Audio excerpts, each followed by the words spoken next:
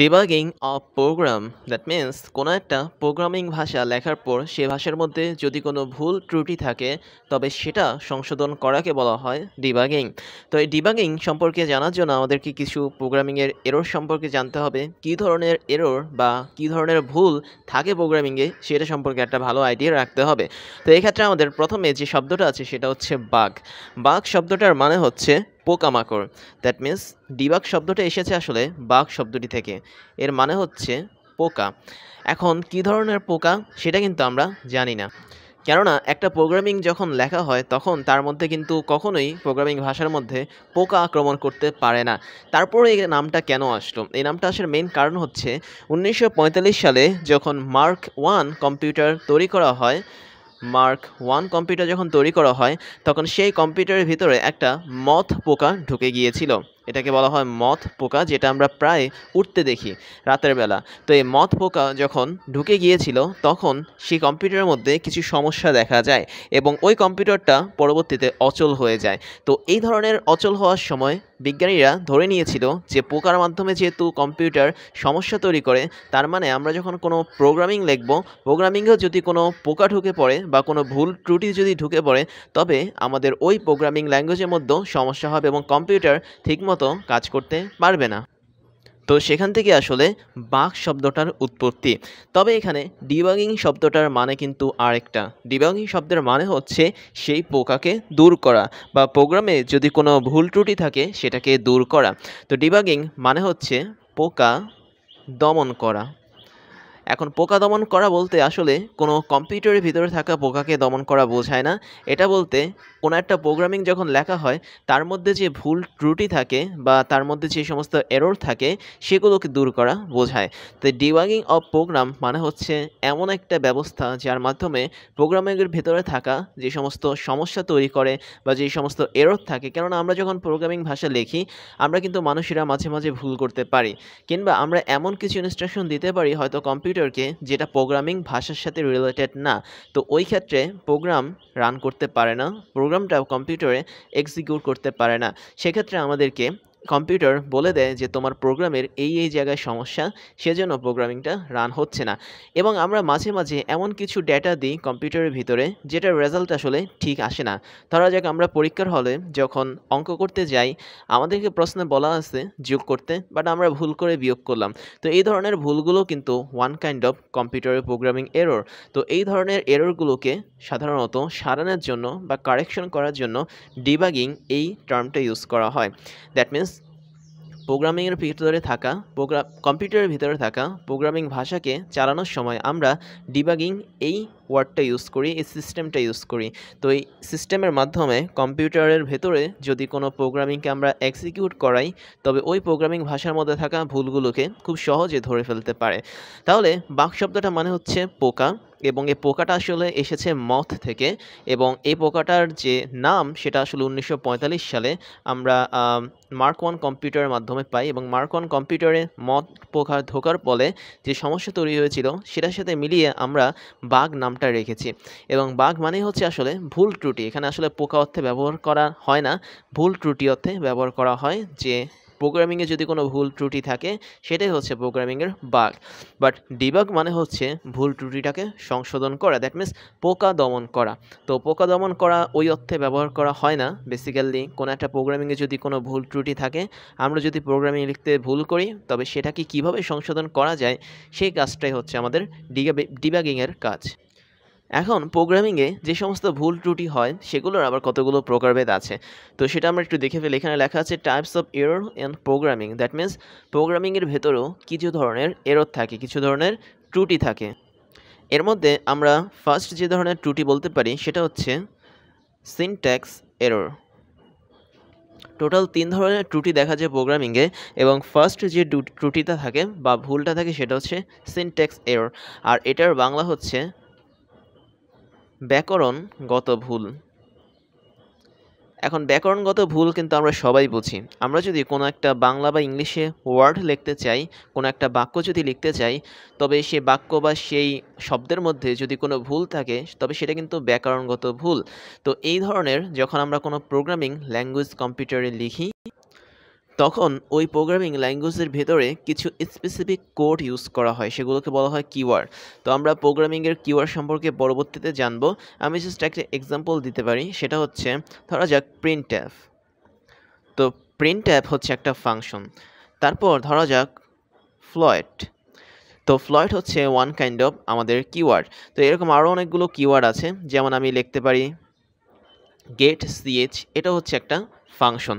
তো এই যে নামগুলো লিখলাম, এগুলো প্রোগ্রামিংয়ে কিওয়ার্ড হিসেবে ইউজ করা হয় বা ফাংশন হিসেবে ইউজ করা হয়, যেগুলো আমরা পরবর্তীতে জানবো। বাট প্রোগ্রামিংয়ে আমি যদি প্রিন্টএফ না লিখে অন্য কিছু লিখি, প্রিন্টএফের জায়গায় ধরা যাক PRIMTF, তবে এখানে বানান কিন্তু ভুল হয়েছে।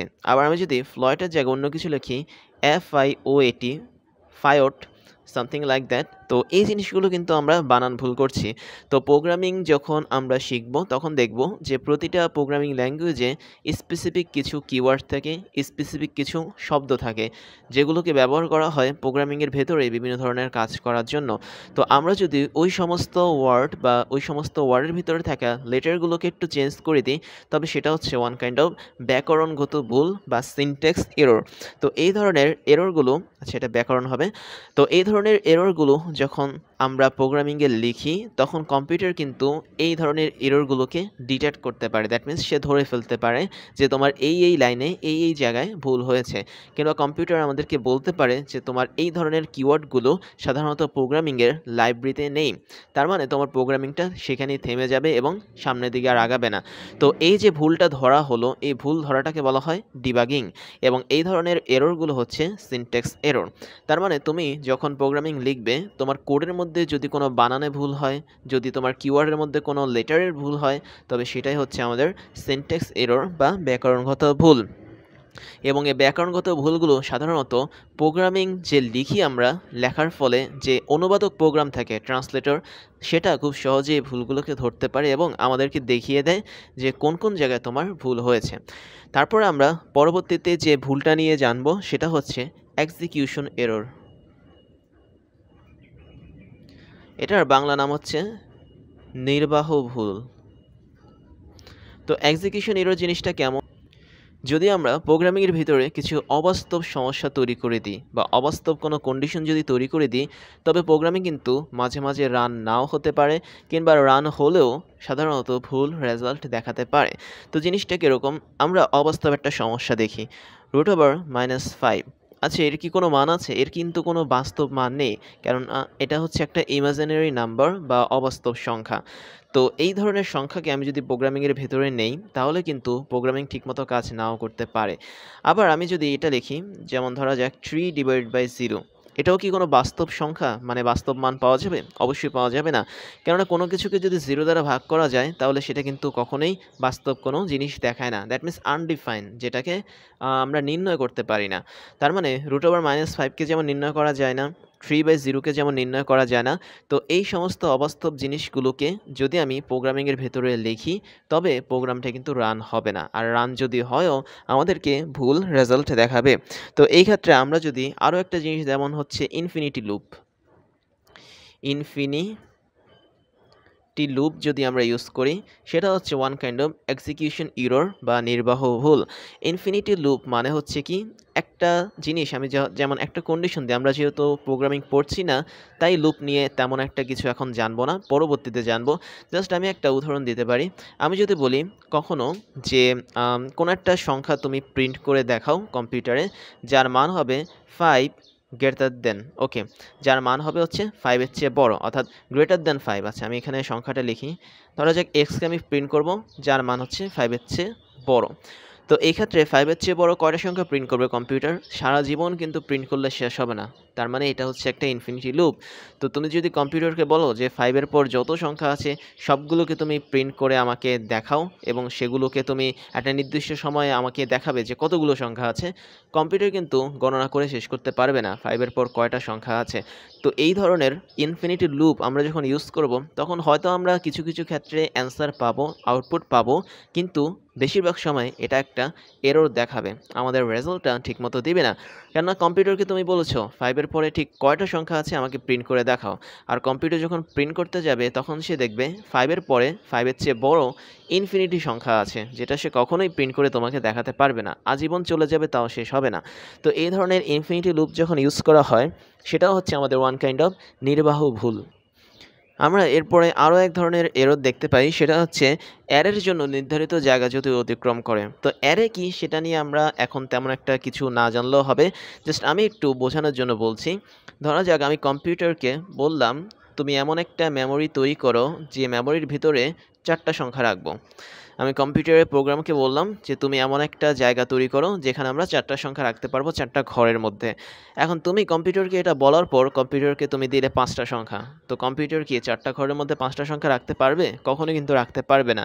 ওই ক্ষেত্রে কম্পিউটার যে এরর বা ভুলটা দেখাবে সেটাই হচ্ছে আমাদের এক্সিকিউশন বা নির্বাহ ভুল। তার মানে নির্ধারিত জায়গা দখল করার পরও যদি এক্সট্রা কিছু সংখ্যা থেকে থাকে কম্পিউটারে, সেটাকে কিন্তু সে জায়গা দিতে পারছে না। তার মানে এখানেও একটা এরর কাজ করবে বা ভুল কাজ করবে, যে তুমি ভুল ইনস্ট্রাকশন দিয়েছো। তুমি বলেছো 4টা প্লেস নেওয়ার জন্য কম্পিউটারকে, আর তুমি সেক্ষেত্রে 5টা সংখ্যা দিয়েছো। তাহলে এই ধরনের ভুলগুলো হচ্ছে আমাদের এক্সিকিউশন ভুল বা নির্বাহ ভুল। এবং মনে রাখতে হবে এই যে সিনট্যাক্স এরর, তারপর এক্সিকিউশন ভুল বা নির্বাহ ভুল, এই সবগুলো ভুল কিন্তু আমরাই করে থাকি। এবং এই ক্ষেত্রে আমাদের যে কম্পাইলার আছে বা ইন্টারপ্রেটার আছে, তারা কিন্তু এই ধরনের ভুলগুলো শো করতে পারে। তার মানে এই জিনিসটা তোমাদের ভালো করে মনে রাখতে হবে। আমরা যদি এই যে সিনট্যাক্স এরর এবং এক্সিকিউশন এরর, এই দুই ধরনের এরর কম্পিউটারে প্রোগ্রামিং ইউজ করি, তবে এখানে একটা চান্স আছে যে কম্পিউটার এই দুই ধরনের ভুলকে খুব সহজেই ধরে ফেলতে পারবে। বাট 3 নম্বরে আরও এক ধরনের এরর আছে কম্পিউটারের প্রোগ্রামিংয়ে, যেটাকে কম্পিউটার চাইলেও কিন্তু ধরতে পারবে না। এবং সেই এররটা হচ্ছে আমাদের লজিক্যাল এরর। লজিক্যাল এরর, বা এটাকে বাংলায় বলা হয় যৌক্তিক ভুল। তো লজিক্যাল এরর জিনিসটা কেমন? ধরা যাক তুমি প্রোগ্রামিংয়ে কোনো একটা কাজ করতে চাচ্ছ। তুমি সেই কাজটা কি করতে চাচ্ছ, যে তুমি a = 7 নিলে প্রোগ্রামিংয়ে, b = 5 নিলে, এবং তুমি চাচ্ছ a থেকে b কে মাইনাস করতে বা বিয়োগ করতে। তাহলে তুমি চাচ্ছ a - b করতে। a - b করলে কত আসবে? 7 থেকে 5 কাটা দিলে 2 আসবে। বাট তুমি ভুলবশত খুব দ্রুত কাজ করতে গিয়ে প্রোগ্রামিং ভুল করে ফেলেছো, তুমি লিখেছো a + b। তো তখন তোমার প্রোগ্রামিং অ্যান্সারটা দিবে কিন্তু 12। তার মানে বোঝা গেল, তুমি যদি নিজে থেকে কোনো ভুল করো যেটার উপর প্রোগ্রামিংয়ের কোনো হাত নেই, যে হিসাবের উপর কম্পিউটারের কোনো হাত নেই, সেই ধরনের ভুলগুলো হচ্ছে লজিক্যাল এরর বা যৌক্তিক ভুল। তো এই যৌক্তিক ভুলগুলো সাধারণত ম্যাথমেটিক্যালি হয়ে থাকে। আমি আরেকটা জিনিস দেখাতে পারি।